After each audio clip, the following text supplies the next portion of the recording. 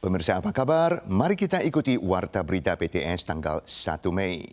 Hari ini adalah Hari Buruh Internasional. Puluhan serikat pekerja dan kelompok LSM meluncurkan pawai Hari Buruh di Ketagalan Boulevard di depan Istana Presiden, mengajukan tuntutan anti perundungan dan pengembalian 7 hari liburan. Pawai Hari Buruh 1 Mei dimulai pada pukul 13.30, berawal dari Ketagalan Boulevard menuju UN Legislatif. Dengan tema anti perundungan tuntut perlindungan, sekitar 5.000 pengunjuk rasa mengecam masih adanya kesulitan seperti perundungan, upah rendah dan kerja berlebihan, dan menuntut pemerintah mengurangi jam kerja, menambah hari libur, meningkatkan tenaga medis dan menyempurnakan perlindungan bagi pekerja lanjut usia.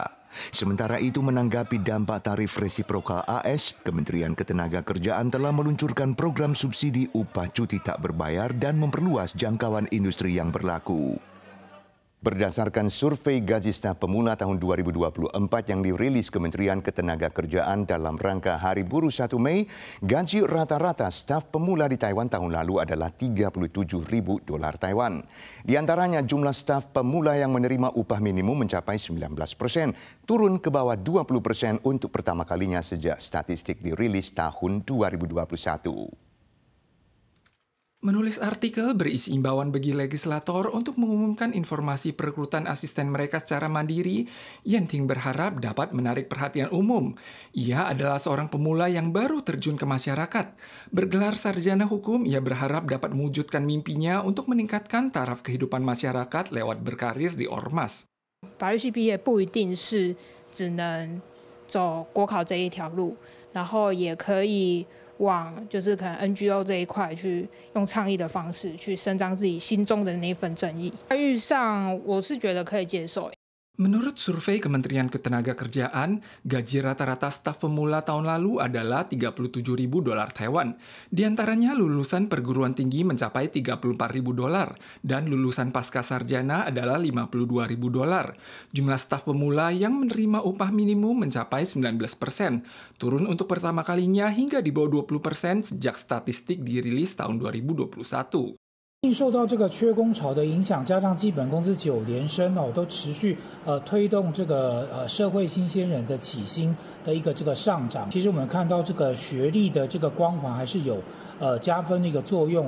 Pakar menganalisis, di tengah kondisi krisis pekerja, gelar akademik masih menjadi salah satu faktor penting dalam meningkatkan gaji, terutama dalam sektor industri teknologi dan perawatan medis. Perkembangbiakan spesies asing iguana hijau yang pesat telah banyak merusak lingkungan ekosistem dan tanaman di Taiwan Selatan. Mulai awal tahun, Kementerian Pertanian MOA telah meluncurkan upaya pemberantasan skala besar.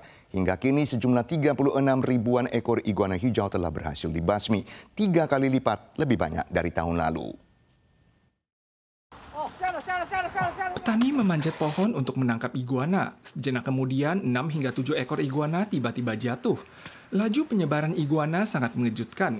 MOA meluncurkan upaya pemberantasan skala besar pada tahun ini dan meningkatkan sistem pelaporan langsung terkait kerusakan tanaman pangan guna menelusuri area berkumpulnya iguana. Lebih dari 36.000 iguana telah dimusnahkan tahun ini, atau 3 kali lipat dibandingkan periode yang sama tahun lalu. 像比较高处的地方，可能没有办法用套索去做移除的话，那我们就是需要我们的猎人使用枪支去做移除。 Hal yang harus dilakukan untuk menekan laju perkembangbiakan adalah memberantas iguana betina dewasa dan memusnahkan sarang serta telur iguana. Kabupaten Chiayi juga berhasil memusnahkan hampir 10.000 ekor iguana. Setelah perekrutan tim pemberantas diperluas, jumlah iguana yang dimusnahkan dalam 4 bulan ini mencapai 6.433 ekor. Pemkab juga bekerja sama dengan para pemburu suku Zhou untuk menangkap individu yang berada di medan dengan tingkat kesulitan tinggi. Hari Ibu segera tiba pekan depan. Suhu relatif rendah pada awal musim semi akibat serangkaian gelombang massa udara dingin telah memengaruhi pertumbuhan bunga anyelir, sehingga dikhawatirkan tidak dapat memenuhi permintaan untuk Hari Ibu. Produksi di Tianwei, Changhua diperkirakan menurun sekitar 20%, membuat harganya meningkat 30% dari tahun-tahun sebelumnya. Menurut pelaku usaha, harga mungkin naik lebih lanjut menjelang Hari Ibu. Serangkaian gelombang massa udara dingin pada awal musim semi telah memperlambat pertumbuhan anyelir di Taiwan. Sebagian dikhawatirkan belum siap dipanen pada Hari Ibu. Petani bunga di Changhua memperkirakan produksi akan turun sekitar 20% pertama kali dalam 20 tahun. Total area penanaman anyelir di Taiwan sekitar 28 hektar, 80% darinya berada di Desa Tianwei, Kabupaten Changhua. Harga varian utama anyelir spray kini telah meningkat 30%. Pelaku usaha toko bunga menganalisis karena pasokan rendah tahun ini, harga anyelir diperkirakan akan naik lagi sebelum Hari Ibu. Seorang wartawan independen wanita Ukraina kehilangan kontak setelah ditangkap oleh tentara Rusia pada tahun 2023. Jasadnya ditemukan di antara jasad tentara yang dipertukarkan antara Rusia dan Ukraina tahun ini. Setelah melalui pemeriksaan forensik ditemukan bahwa wartawan tersebut mengalami banyak patah tulang di sekujur tubuh, sementara otak dan matanya hilang. Diduga dia disiksa secara brutal oleh tentara Rusia sebelum kematiannya. Sekitar 2/3 kawasan Zaporizhia di Ukraina Selatan telah dikuasai Rusia sejak pecahnya Perang Rusia-Ukraina. Pada musim panas 2023, seorang wartawan wanita Ukraina berusia 27 tahun bernama Victoria Rosina ditangkap oleh pasukan Rusia di dekat stasiun PLTN Zaporizhia. Pihak Ukraina baru berhasil menemukan jasadnya di dalam kantong jenazah tak bernama dengan tulisan pria saat melakukan pertukaran 750 jenazah prajurit dengan Rusia pada Februari tahun ini.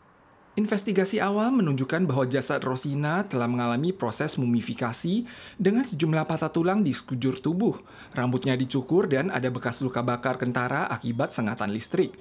Otak, bola mata, dan tenggorokannya telah diangkat, yang diduga merupakan upaya untuk menutupi tanda-tanda penyiksaan. Бо всі, хто знають Віку, розуміють, що вона до останнього просто гризла землю, ховалася, я не знаю, нігтями в асфальт, але намагалася вижити. Тому дізнатися про те, як її вбили, зараз одне з найважливіших питань. Дякую. Rekan yang sempat ditawan bersama Rosina mengatakan bahwa lingkungan penyekapan sangat buruk. Rosina sering tampak ketakutan karena dijaga oleh 6 polisi bersenjata lengkap. Ia mogok makan sebagai bentuk protes sehingga berat badannya turun hingga sisa 30 kg. Otoritas Ukraina mengecam hal ini merupakan suatu penyiksaan sistematis oleh tentara Rusia terhadap warga sipil. Komunitas internasional diimbau memasukkan hal ini sebagai poin utama dalam investigasi kejahatan perang. Hingga September 2024, jumlah wartawan independen dan jurnalis yang tewas dalam perang Rusia-Ukraina mencapai 15 orang. Pemirsa sekalian, sekian warta berita dari PTS. Kita sua lagi di lain kesempatan. Sampai jumpa.